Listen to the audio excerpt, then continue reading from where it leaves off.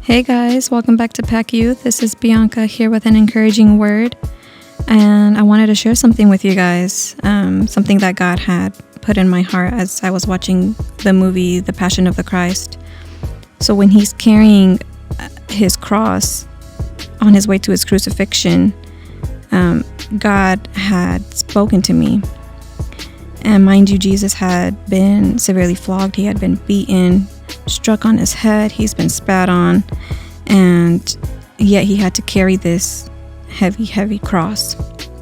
And the Roman guards appointed a man from that town named Simon to help him carry his cross. And the question that Jesus asked me as I was watching that specific scene was, how heavy is your cross?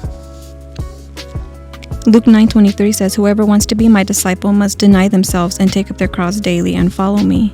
So he's giving 2 points here. One, he's giving us an option whether we want to become his disciple or not. He's not going to force us to follow him. And the second point here is he's saying take up your cross daily and follow him. So he's not telling us take up your cross only on Sundays or on prayer services.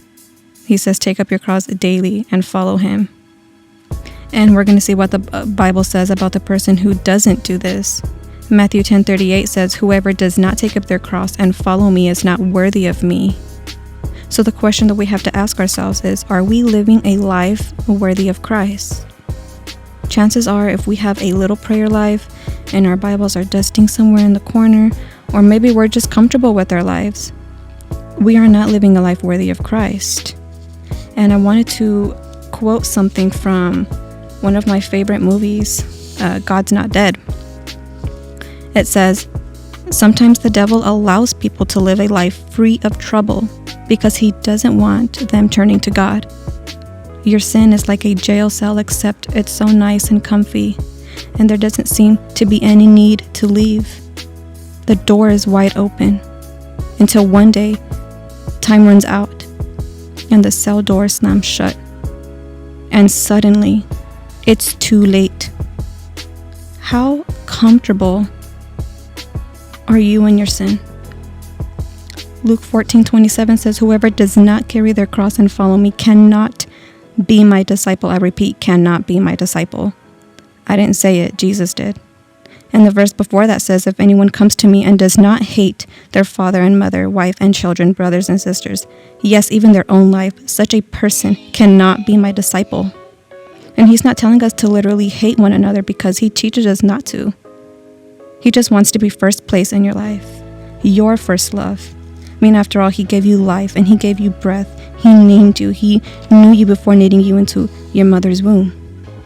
And as Christians, we don't get to live an easy life. We will face persecution, trials, tribulations, etc. And if you're just not getting into or in the middle of or getting out of a trial of some sort, maybe you're living your life way too comfortable. Who do you put your foundation on? Who do you put your trust in?